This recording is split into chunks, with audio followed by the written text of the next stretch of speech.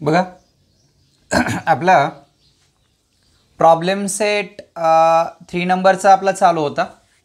त्यामध्ये पहिल्या क्वेश्चनमध्ये first, second, third and fourth हे 4 मागच्या व्हिडिओमध्ये झालते.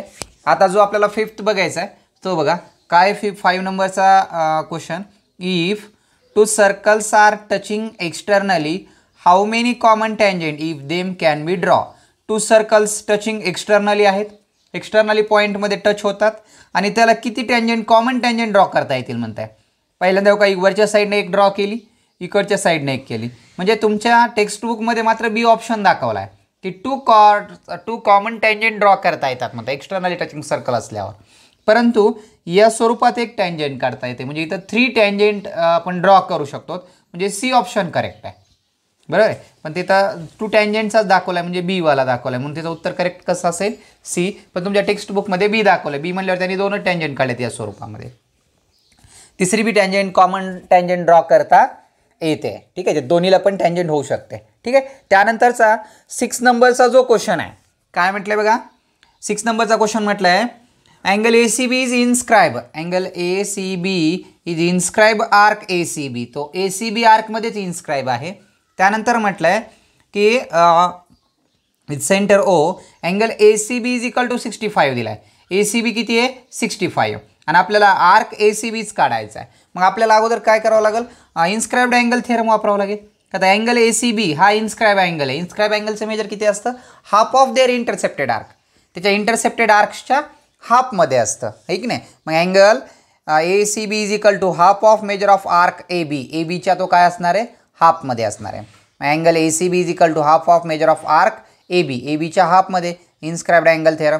मग हे ए सी बीला ए सी बी 65 घेतला 1/2 measure of arc A B. मग इथं हे अपॉनमध्ये इंटू आहेत, तो पुढं गेल्यावर काय सॉरी अपॉनमधले पुढं गेल्यावर काय झाले इंटू. 65 × 2 130. हे ए बी आर्कचं मेजर भेटलं 130. पण आपल्याला ए बीचं विचारलं आहे का नाही, आपल्याला ए सी बी विचारला आहे. मग तो 360 - 130 इज इक्वल टू 230. म्हणजे measure of arc A C B is equal to किती भेटला 230. आणि त्याचा ऑप्शन आहे 230चा डी ऑप्शन आहे. कोणता डी जो नंबरचा आहे तो ऑप्शन आहे, ठीक आहे. आता याच्यानंतरचा बघूया क्वेश्चन नंबर 7 नंबरचा क्वेश्चन बघूया, ठीक आहे. बघा 7 नंबरचा क्वेश्चन काय, chord A B and C D, A B and C D of circle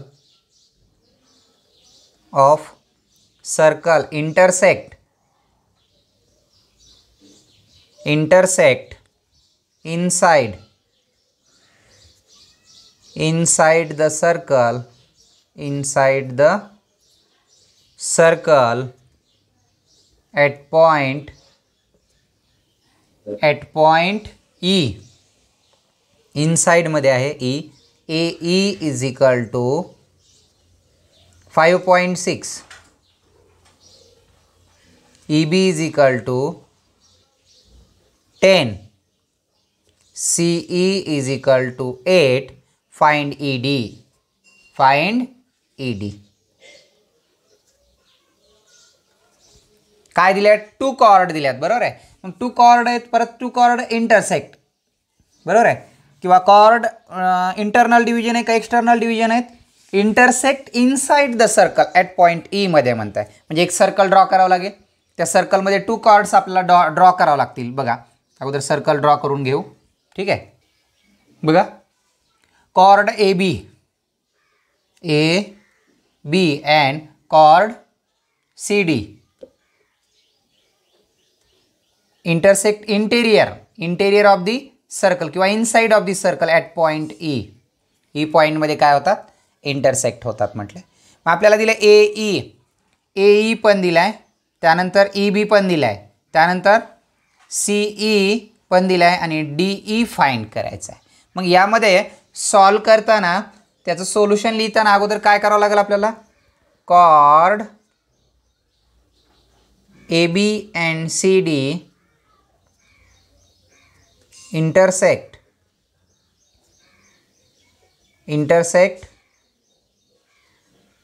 inside the circle at point E पॉईंटमध्ये काय होतात, इंटरसेक्ट होतात. ओके, मग या ठिकाणी आपल्याला कोणता थेरम वापरावा लागणार आहे, theorem of internal division chord. Internal division chord.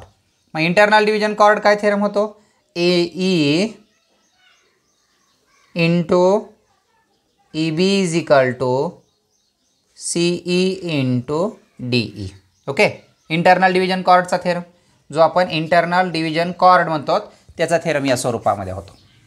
मग इंटरनल डिव्हिजन कॉर्डनुसार काय होणार मग बघा, ए ईचं मेजर दिलं आहे, ए ई आहे 5.6 इंटू ई बी किती आहे 10 is equal to C E आहे 8 into D E as it is. 5.6 into 10 upon 8 is equal to D E. 8 सती 56, 0.7 into 10, 0.7 into 10 is equal to D E. D E is equal to 70, एक अंकानंतर point म्हणजे D E is equal to काय भेटला 7, जो आपल्याला find करायला सांगितलं होता. डी ई भेटला 7. ऑप्शन आहे त्याचा ए नंबरचा ऑप्शन आहे. ठीक आहे, म्हणजे या स्वरूपामध्ये जो आपला क्वेश्चन नंबर फर्स्टमधला 7 होता तो या स्वरूपामध्ये होता. ठीक आहे, आता बघूया नेक्स्ट क्वेश्चन, क्वेश्चन नंबर 8. बघा क्वेश्चन नंबर 8 काय आहे, cyclic ABCD in cyclic quadrilateral ABCD, angle A twice the measure of angle A, चं measure twice जर कन्सिडर केलं is thrice the measure of angle C. बरोबर आहे, म्हणजे thrice the measure of angle C. याचं major 2 जर असेल तर याचं 3x होईल, ठीक नाही. किंवा जो A आहे बघा, twice the measure of angle A, twice करा, ट्वाइस आहे कोणता, measure of angle A is thrice the measure of angle C, आणि सी अँगलचं मेजर थ्राइस करा म्हटलं आहे. बरोबर आहे, याचं ट्वाइस आणि त्याची thrice. The common measure angle A X जर कन्सिडर केला तर याचं 2x आणि याचं 3x. ओके, म्हणजे हा 2x घ्या आणि हा 3x घ्या, यांचं इक्वल मेजर आहे म्हणताय.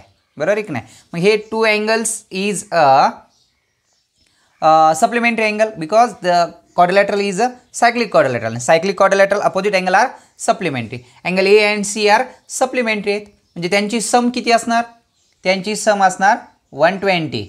त्यांची सम जी आहे ती 120 आहे, ठीक नाही. कोणत्या याची, जे A and C जे आहेत, जे 2 angles, angle A and angle C are supplementary angle, ते सप्लिमेंटरी अँगल आहेत, ठीक नाही. मग supplementary angle are opposite angle are supplementary. मग यामध्ये म्हटलं आहे twice the measure of angle A, twice the measure of angle A and thrice the major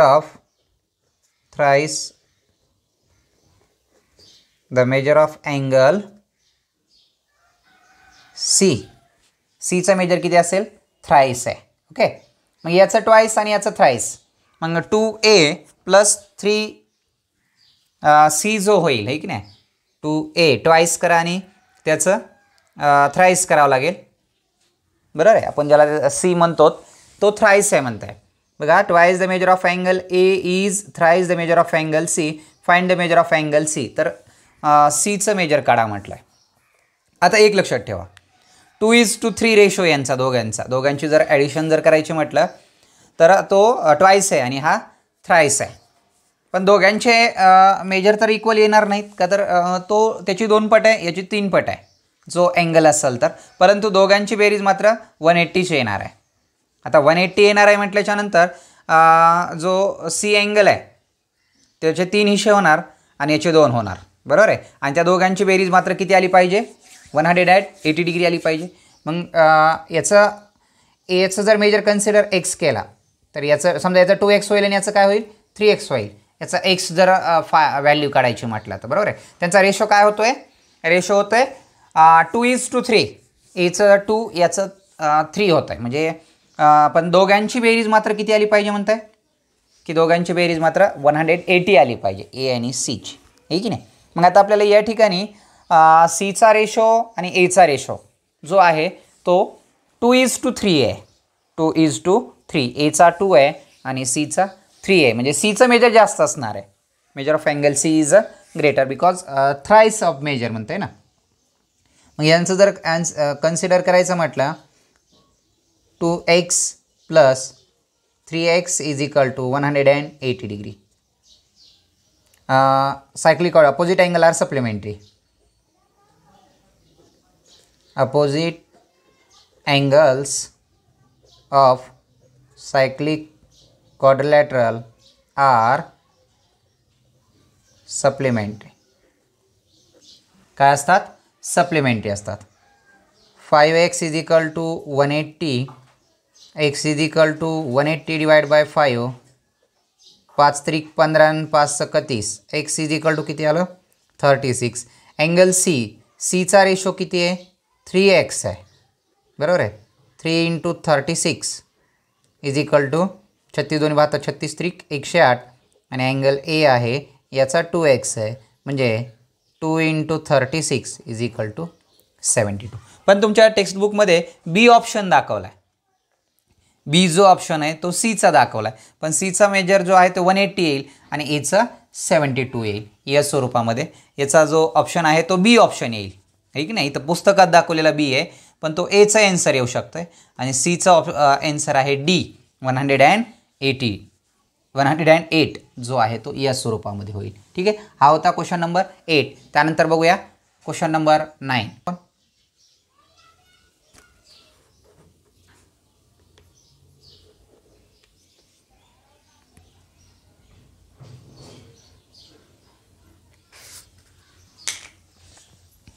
major of arc A B.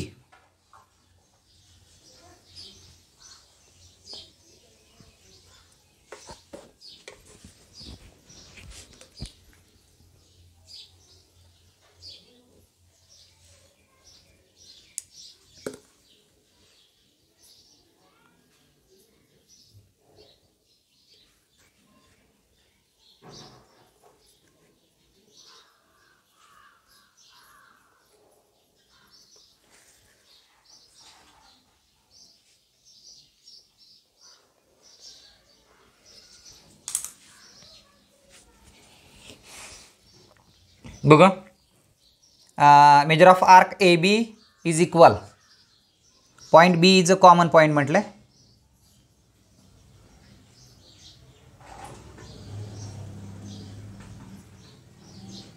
A B C. Okay. यामध्ये 2 arcs are congruent आहेत म्हणताय. 2 arcs are measure of arcs congruent आहेत.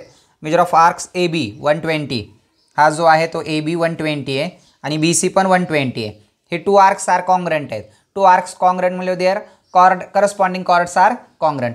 2 arcs are congruent, their corresponding chords are congruent.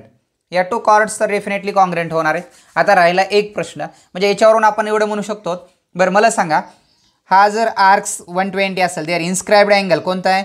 A C B. A C बीचं major किती असणार? 120 arc आहे, त्याच्या हाफमध्ये angle किती होणार? 60 आहे. हा 120 म्हणल्यावर हा कोणता होणार? 60. आता राहिला रिमेनिंग हा angle. The sum of measure of all angle of triangle is 180. मग 60 आणि 60 120 झाले. राहिलेला रिमेनिंग किती असणार? 60 डिग्री. मग हा जर 60 डिग्री येत असेल तर which types of triangle? And equilateral triangle.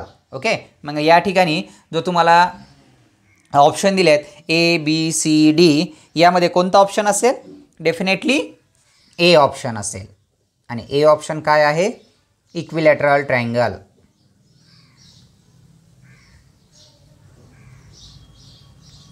Equilateral triangle. Equilateral triangle कसा आला कळाला का?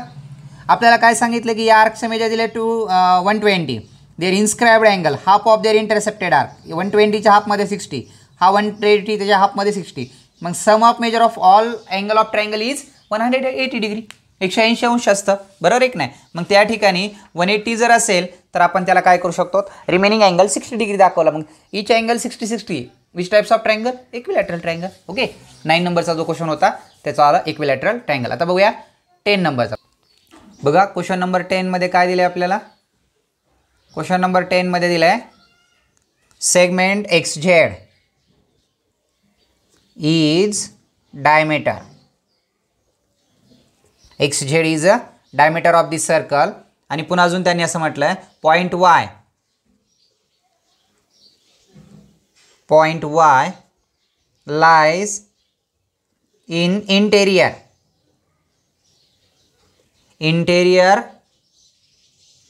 its interior, how many the following statement are true. याच्यामध्ये कुठेतरी असेल, इथं जर असेल समजा Y पॉइंट, ओके, इंटेरियरमध्ये इथं जर Y असेल तर आपल्याला त्यांनी काय क्वेश्चन विचारलेत बघा, स्टेटमेंट दिलेत आणि किती स्टेटमेंट आर ट्रू आहेत म्हणते.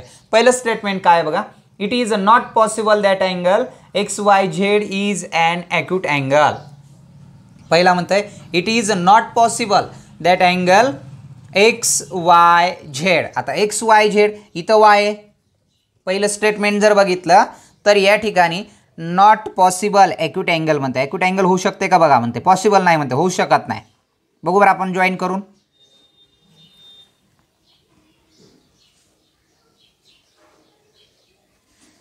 मला सांगा विच टाइप्स ऑफ अँगल, हा काय भेटला 90 डिग्री भेटेल का, तर हा सेमी सर्क्युलर आर्कमध्ये इन्स्क्राईब अँगल आहे, बरोबर आहे. मग या सेमी सर्क्युलर आर्कमध्ये जर इन्स्क्राईब अँगल असेल तर त्याचं मेजर किती असतं, हाफ ऑफ देअर इंटरसेप्टेड आर्कच्या हाफमध्ये असतं, म्हणजे तो 90 डिग्री होईल. म्हणजे पहिलं स्टेटमेंट करेक्ट आहे, कोणतं, की it is not possible that angle is acute angle, हा ॲक्यूट अँगल होऊ शकत नाही. पहिलं ऑप्शन बी करेक्ट आहे नंबर 1चं. सेकंड नंबरमध्ये काय म्हटलं आहे, angle XYZ can't be a right angle, XYZ is cannot be a right angle, हा राईट अँगल होऊ शकत नाही म्हणताय, बरोबर आहे, हा राईट अँगल होऊ शकत नाही. आता हा राईट अँगल होऊ शकतंय का, तो राईट अँगल होऊ शकत नाही म्हणजे की तो inscribe angle of semi circular आर्क्समध्ये इन्स्क्राईब आहे, म्हणजे तो राईट अँगल होऊ शकताय. बरं ठीक आहे. त्यानंतर काय म्हटलंय 3 नंबरचं, XYZ is an obtuse angle, XYZ obtuse होऊ शकते का, नाही, इज अन ऑप्टियस अँगल. 3 नंबरचं मध्ये XYZ is an obtuse angle, हे रॉंग आहे.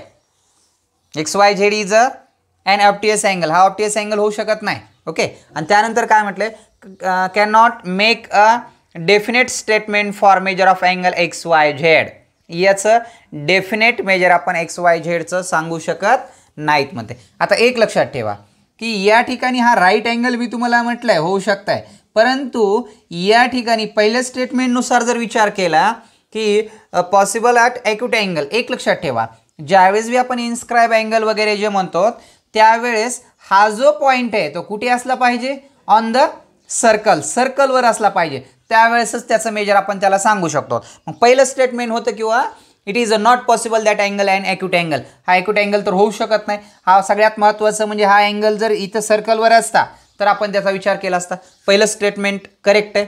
दुसऱ्यामध्ये म्हटलंय angle XYZ can not be right angle, याला आपण राईट अँगल म्हणू शकत नाहीत, बरोबर आहे, म्हणू शकत नाहीत. का म्हणू शकत नाहीत, का तर हा वर्टेक्स याच्यावर असायला पाहिजे होता, जर सर्कलवर असता मग मात्र आपण त्याला राईट अँगल म्हणू शकलो असतो. म्हणजे पहिलं पण स्टेटमेंट करेक्ट आहे. सेकंड नंबरचं की angle XYZ can not be right angle, त्याला आपण राईट अँगल म्हणू शकत नाहीत, बरोबर आहे, म्हणू शकत नाहीत का तर हा सर्कलवर नाही. दुसरं स्टेटमेंट पण करेक्ट आहे, पहिलं स्टेटमेंट करेक्ट आहे, दुसरं स्टेटमेंट करेक्ट आहे. 3 नंबरचं काय, angle XYZ is an obtuse angle, नाही हे रॉंग आहे. XYZ ऑप्टियस असा म्हणता येईल आपल्याला, हा तो जरी सर्कलवर जर असता तरी पण तो काय झाला असता, राईट अँगल झाला असता, ऑप्टियस अँगल होऊ शकला नसता. म्हणजे तिसऱ्या नंबरचं स्टेटमेंट हे रॉंग आहे, चुकीचं आहे. पहिले 2 बरोबर आहेत, तिसऱ्या नंबरचं फॉल्स आहे. चौथ्या नंबरचं म्हणतं आहे cannot make a definite statement of measure of angle XYZ, बरोबर आहे, आपण XYZचं डेफिनेट मेजर सांगू शकत नाही. हे पण स्टेटमेंट करेक्ट आहे. म्हणजे किती स्टेटमेंट करेक्ट आले आपले, फर्स्टवाला करेक्ट, सेकंडवाला करेक्ट आणि फोर्थवाला करेक्ट, आणि 3 नंबरचं जे होतं ते रॉंग होतं, म्हणजे 3 आर करेक्ट. मग या ठिकाणी आपल्याला ए मध्ये म्हटलं ओनली 1 करेक्ट आहे, बी मध्ये म्हणलं ओनली 2 करेक्ट आहे, सी मध्ये म्हणलं ओनली 3 आणि डी मध्ये म्हणतं ऑल. म्हणजे या ठिकाणी जो ऑप्शन असेल आपला तो कोणता, सी ऑप्शन आहे, तो म्हणजे कोणता, ओनली 3 स्टेटमेंट आर करेक्ट. किती स्टेटमेंट करेक्ट आहेत? 3 स्टेटमेंट आर करेक्ट आहेत. ठीक आहे. या स्वरूपात जो आपला प्रॉब्लेम सेटमधला पहिला क्वेश्चन होता करेक्ट अल्टरनेटिव्ह, तो या ठिकाणी काय झालाय? कंप्लीट झालाय. करेक्ट अल्टरनेटिव्ह वाला, हे की नाही. आता याच्यानंतर जो क्वेश्चन नंबर 2 जो चालू होईल तो आता आपण बघूया. ठीक आहे. बघा, प्रॉब्लेम सेटमधला क्वेश्चन नंबर 2 जो आहे तो काय म्हणते बघा. Line L touches the circle with centre O centre असणाऱ्या सर्कलला लाईन यल काय होते? टचेस होते. त्याला आपण टँजंट पण म्हणू शकतो. If radius of circle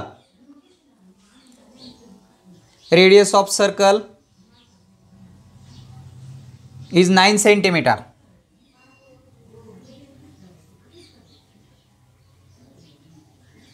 radius of circle OP is 9 centimetre. ही किती आहे? 9 सेंटीमीटर आहे. आणि नंतर आपल्याला असं विचारलं आहे what is the answer of the following question. पहिल्यांदा म्हटलं पहिला क्वेश्चन जो आहे काय म्हटलंय? What is the distance of OP. What is the distance of OP. Okay. मग बघा यात नंबर 1चं म्हणूया.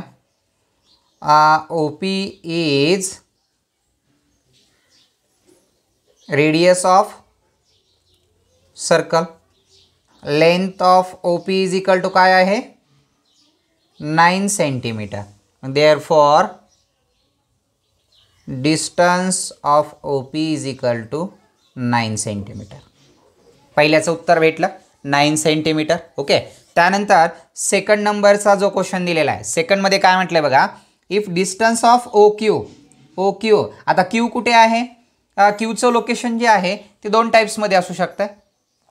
OQ इज 8 सेंटीमीटर आणि where does the point Q lie, आणि तो Q कुठे असेल म्हणताय. बरोबर आहे. आता एक लक्षात ठेवा, यामध्ये OQ, आता तुम्ही जर विचार केला तर हा O आणि P आहे.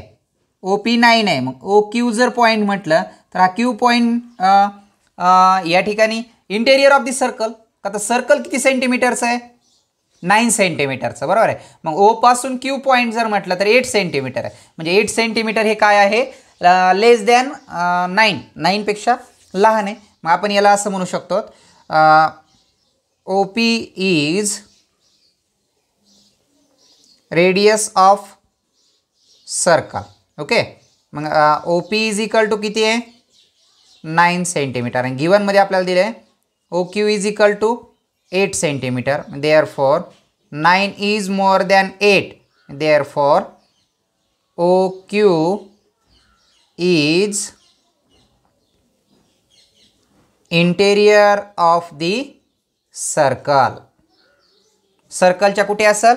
इंटेरियरमध्ये असेल, आतमध्ये असेल. का तर सर्कलची रेडियस 9 सेंटीमीटर आहे आणि OQ काय आहे?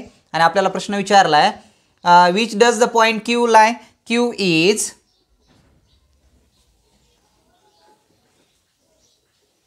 Interior of the circle. सर्कलच्या काय असेल? आतमध्ये असेल. ठीक आहे. इंटेरियरमध्ये असेल. त्यानंतरचा 3 नंबरचा जो क्वेश्चन आहे, 3 नंबरचा जो क्वेश्चन आहे त्या 3 नंबरच्या क्वेश्चनमध्ये थोडंसं करेक्शन आहे. तुम्हाला काय म्हटलं आहे? If distance. Okay. If distance PQ म्हटलं आहे तर तिथं काय आहे? इफ डिस्टन्स ROचं डिस्टन्स दिलं आहे तुम्हाला. समजा R इथे असेल किंवा R या ठिकाणी असेल. का तर तो लाईनवर म्हटलं आहे बघा ना. Point R lie on the line Lवर आहे, पण तो कोणत्या पोझिशनवर आहे ते माहीत नाही. म्हणजे एकतर लेफ्ट साईडला असेल OPच्या लेफ्टला किंवा राईट ऑफ पॉईंट Pच्या राईटला असू शकतं. बरोबर आहे. मग आपल्याला या ठिकाणी त्याचं डिस्टन्स दिलं आहे RO दिला आहे. तो मात्र किती म्हणत आहे? 15. मग हा जर 15 कन्सिडर केला आपण,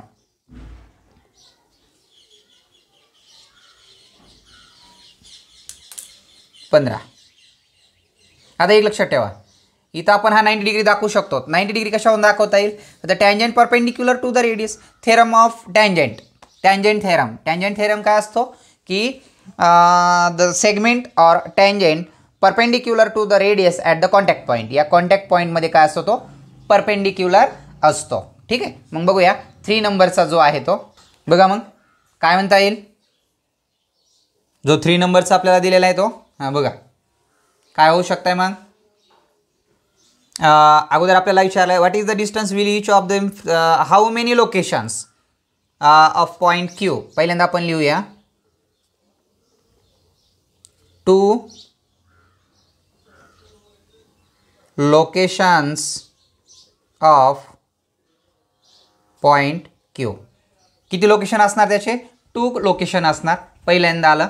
त्यानंतर आपण या ठिकाणी असं म्हणू शकतो की अँगल ओ पी आर, याला नाही म्हणता येणार आपल्याला आर, इथंच आर म्हणूया. Angle O P R is equal to 90 degree. याला रिझन काय लिहिणार? Tangent theorem. टँजंट थेरम काय असतो? टँजंट थेरम की tangent perpendicular to the radius at the contact point. Okay. मग in triangle O P R, in triangle O P R, theorem of Pythagoras, theorem of Pythagoras. मग theorem of पायथागोरसनुसार काय होणार? Hypotenuse कोणता आहे? O R square is equal to O P square plus P R square.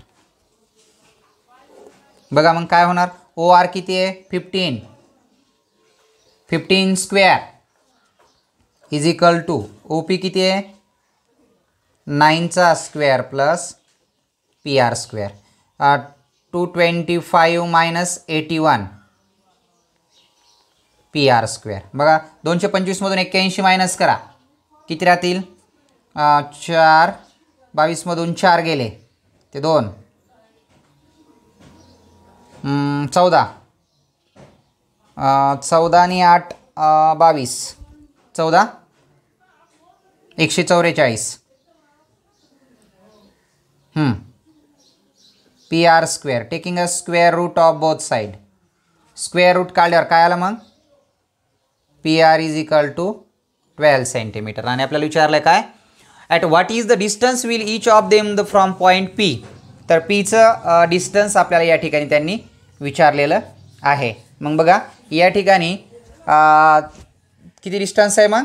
12 centimetre. 12 centimetre distance आहे. म्हणजे या स्वरूपामध्ये जो आपला क्वेश्चन नंबर, कोणता क्वेश्चन होता? क्वेश्चन नंबर 2 प्रॉब्लेम सेटमधला, तो या ठिकाणी कंप्लीट झाला. तर बाकीचा जो आहे तो आपण आता नेक्स्ट व्हिडिओमध्ये बघूया. ठीक आहे, थांबू आपण इथं.